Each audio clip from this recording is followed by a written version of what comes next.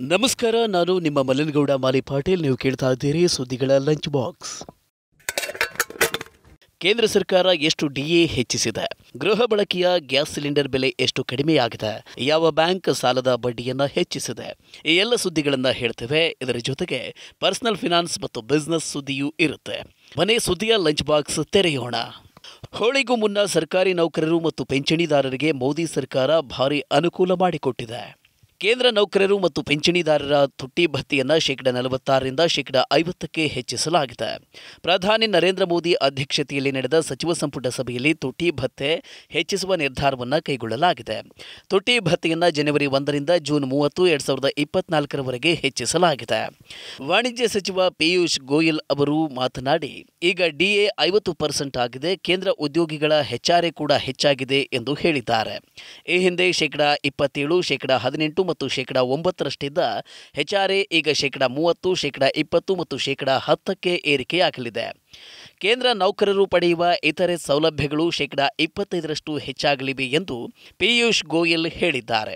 ಈ ಸವಲತ್ತುಗಳು ಮತ್ತು ತುಟ್ಟಿ ಭತ್ಯೆಯ ಹೆಚ್ಚಳದಿಂದ ನೌಕರರು ಮತ್ತು ಪಿಂಚಣಿದಾರರಿಗೆ 24,400 ಕೋಟಿ ರೂಪಾಯಿ ಲಾಭ ಆಗಲಿದೆ ಎಂದು ಅವರು ಹೇಳಿದ್ದಾರೆ. ಎಲ್ಪಿಜಿ ಸಿಲಿಂಡರ್ ಬೆಲೆ 100 ರೂಪಾಯಿ ಇಳಿಕೆ. ಈಗ ದೆಹಲಿಯಲ್ಲಿ 803 ರೂಪಾಯಿಗೆ ಸಿಲಿಂಡರ್ ಲಭ್ಯ. ಅಂತಾರಾಷ್ಟ್ರೀಯ ಮಹಿಳಾ ದಿನದ ಅಂಗವಾಗಿ ಪ್ರಧಾನಿ ನರೇಂದ್ರ ಮೋದಿಯವರು ಗೃಹ ಬಳಕೆಯ ಗ್ಯಾಸ್ ಸಿಲಿಂಡರ್ ಬೆಲೆಯನ್ನು 100 ರೂಪಾಯಿ ಇಳಿಕೆ ಮಾಡಿದ್ದಾರೆ. ಈ ಬೆಲೆ ಇಳಿಕೆಯ ನಂತರ ದೆಹಲಿಯಲ್ಲಿ 903 ರೂಪಾಯಿಯಿಂದ 803 ರೂಪಾಯಿಗೆ, ಭೂಪಾಲ್ನಲ್ಲಿ 808 ರೂಪಾಯಿ 50 ಪೈಸೆ, ಜೈಪುರದಲ್ಲಿ 806 ರೂಪಾಯಿ 50 ಪೈಸೆ ಮತ್ತು ಪಾಟ್ನಾದಲ್ಲಿ 901 ರೂಪಾಯಿಗೆ ಇಳಿದಿದೆ. ಅದೇ ರೀತಿ ಗೃಹ ಬಳಕೆಯ ಗ್ಯಾಸ್ ಸಿಲಿಂಡರ್ ಬೆಲೆ 100 ರೂಪಾಯಿ ಇಳಿಕೆ ಮಾಡಿದ್ರಿಂದ ವಿವಿಧೆಡೆ ಗೃಹ ಬಳಕೆ ಗ್ಯಾಸ್ ಸಿಲಿಂಡರ್ ದರ ಪರಿಷ್ಕರಣೆಯಾಗಿದೆ. ಈ ಹಿಂದೆ ರಕ್ಷಾ ಬಂಧನದ ಸಂದರ್ಭದಲ್ಲಿ ಸರ್ಕಾರ ಗೃಹ ಬಳಕೆಯ ಗ್ಯಾಸ್ ಸಿಲಿಂಡರ್ ಬೆಲೆಯನ್ನು 200 ರೂಪಾಯಿ ಇಳಿಕೆ ಮಾಡಿತ್ತು. ಟಾಟಾ ಮೋಟಾರ್ಸ್ ಕಮರ್ಷಿಯಲ್ ವೆಹಿಕಲ್ ಬೆಲೆ 2% ಏರಿಕೆ. ಹೊಸ ದರ ಏಪ್ರಿಲ್ 1ರಿಂದ ಜಾರಿ. ಟಾಟಾ ಮೋಟಾರ್ಸ್ ತನ್ನ ಕಮರ್ಷಿಯಲ್ ವೆಹಿಕಲ್ ಬೆಲೆಯನ್ನು 2% ಹೆಚ್ಚಿಸುವುದಾಗಿ ಘೋಷಣೆ ಮಾಡಿದೆ. ಏಪ್ರಿಲ್ 1ರಿಂದ ವಿವಿಧ ಮಾಡೆಲ್ಗಳು ಮತ್ತು ವಾಹನಗಳ ವೇರಿಯಂಟ್ಗಳ ಪ್ರಕಾರ ಹೊಸ ಬೆಲೆಗಳು ಜಾರಿಗೆ ಬರುತ್ತವೆ. ಹೆಚ್ಚುತ್ತಿರುವ ಇನ್ಪುಟ್ ವೆಚ್ಚದ ಕಾರಣ ಬೆಲೆಗಳನ್ನು ಹೆಚ್ಚಿಸುವ ನಿರ್ಧಾರವನ್ನು ತೆಗೆದುಕೊಳ್ಳಲಾಗಿದೆ. ಹೀಗೆಂದು ಟಾಟಾ ಮೋಟಾರ್ಸ್ ಎಕ್ಸ್ಚೇಂಜ್ ಫೈಲಿಂಗ್ನಲ್ಲಿ ತಿಳಿಸಿದೆ. ಇದಕ್ಕೂ ಮುನ್ನ ಟಾಟಾ ಮೋಟಾರ್ಸ್ ಜನವರಿ 1ರಿಂದ ಕಮರ್ಷಿಯಲ್ ವೆಹಿಕಲ್ ದರವನ್ನು ಶೇಕಡಾ 3ರಷ್ಟು ಹೆಚ್ಚಿಸಿತ್ತು. ಕಂಪನಿಯು ತನ್ನ ಪ್ಯಾಸೆಂಜರ್ ವೆಹಿಕಲ್ಗಳ ದರವನ್ನು ಫೆಬ್ರವರಿ 1ರಿಂದ 0.7ರಷ್ಟು ಹೆಚ್ಚಿಸಿದೆ. ಆಗಲೂ ಇನ್ಪುಟ್ ವೆಚ್ಚದಲ್ಲಿ ಆದ ಹೆಚ್ಚಳವನ್ನು ಸರಿದೂಗಿಸಲು ಬೆಲೆ ಏರಿಕೆ ಮಾಡಲಾಗಿದೆ ಎಂದು ಕಂಪನಿ ಹೇಳಿತ್ತು. ಉಜ್ವಲ ಯೋಜನೆಯಲ್ಲಿ ಸಬ್ಸಿಡಿ ವರ್ಷಕ್ಕೆ 300 ರೂಪಾಯಿ ಹೆಚ್ಚಳ, 10 ಕೋಟಿ ಕುಟುಂಬಗಳಿಗೆ ಲಾಭ. ಕೇಂದ್ರ ಸರ್ಕಾರವು ಪ್ರಧಾನಮಂತ್ರಿ ಉಜ್ವಲ ಯೋಜನೆಯಡಿ ಎಲ್ಪಿಜಿ ಸಿಲಿಂಡರ್ಗೆ ನೀಡಲಾಗುವ 300 ರೂಪಾಯಿಗಳ ಸಬ್ಸಿಡಿಯನ್ನು ಮಾರ್ಚ್ 31, 2025ರವರೆಗೆ ವಿಸ್ತರಿಸಿದೆ.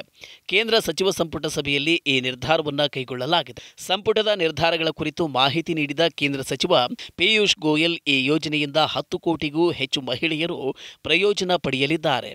ಸಬ್ಸಿಡಿ ಸಿಲಿಂಡರ್ಗಳ ಸಂಖ್ಯೆಯನ್ನು ಹೆಚ್ಚಿಸಲಾಗಿದೆ. ಈ ಹಿಂದೆ 10 ಸಿಲಿಂಡರ್ಗಳ ಮೇಲೆ ಸಬ್ಸಿಡಿ ಲಭ್ಯವಿತ್ತು. ಈಗ ಅದನ್ನು 12ಕ್ಕೆ ಹೆಚ್ಚಿಸಲಾಗಿದೆ. ಯೋಜನೆಯಡಿ ಫಲಾನುಭವಿಗಳಿಗೆ ಮೊದಲ ಬಾರಿಗೆ ಉಚಿತ ಗ್ಯಾಸ್ ಸಿಲಿಂಡರ್ ಮತ್ತು ಗ್ಯಾಸ್ ಸ್ಟೌವ್ ನೀಡಲಾಗುತ್ತದೆ. ಯೋಜನೆಯಡಿ ಪಡೆದ ಸಹಾಯಧನವನ್ನು ನೇರವಾಗಿ ಫಲಾನುಭವಿಗಳ ಬ್ಯಾಂಕ್ ಖಾತೆಗೆ ಜಮಾ ಮಾಡಲಾಗುತ್ತೆ. ಇದುವರೆಗೆ ದೇಶದಲ್ಲಿ 10.28 ಕೋಟಿಗೂ ಹೆಚ್ಚು ಸಂಪರ್ಕಗಳನ್ನು ನೀಡಲಾಗಿದೆ.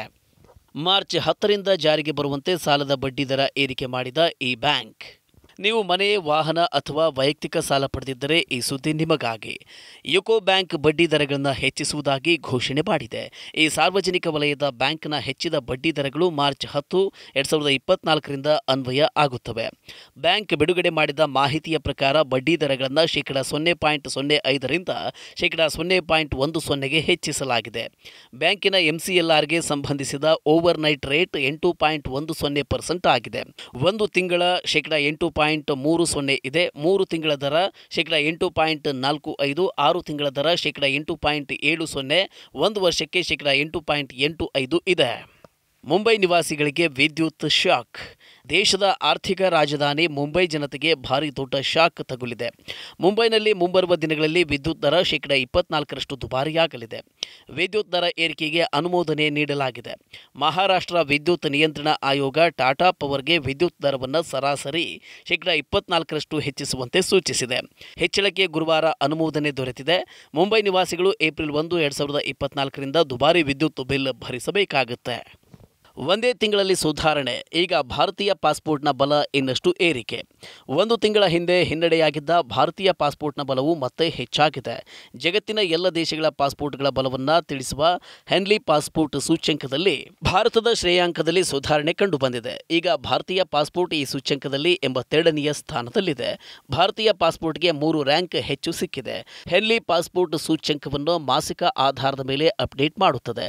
ಮೊದಲು ಫೆಬ್ರವರಿ 2024ರಲ್ಲಿ ಭಾರತೀಯ ಪಾಸ್ಪೋರ್ಟ್ ಹಿನ್ನಡೆ ಅನುಭವಿಸಿತ್ತು. ಆಗ ಅದರ ರ್ಯಾಂಕ್ 85ನೇ ಸ್ಥಾನಕ್ಕೆ ಕುಸಿದಿತ್ತು. ಮಾರ್ಚ್ ತಿಂಗಳು ಬಿಡುಗಡೆಯಾದ ಸೂಚ್ಯಂಕದ ಇತ್ತೀಚಿನ ಆವೃತ್ತಿಯಲ್ಲಿ ಭಾರತ 3 ಸ್ಥಾನ ಮೇಲೇರಿದೆ. ಈಗ ಭಾರತೀಯ ಪಾಸ್ಪೋರ್ಟ್ ತಿಂಗಳ ಹಿಂದೆ ಇದ್ದ 85ನೇ ಸ್ಥಾನದಿಂದ 82ನೇ ಸ್ಥಾನಕ್ಕೆ ಏರಿದೆ. ಇವೆಷ್ಟು ಇಂದಿನ ಲಂಚ್ ಬಾಕ್ಸ್ ಸುದ್ದಿ. ಇನ್ನಷ್ಟು ಅಪ್ಡೇಟ್ಗಳೊಂದಿಗೆ ಮತ್ತೆ ಭೇಟಿಯಾಗೋಣ. ನಮಸ್ಕಾರ.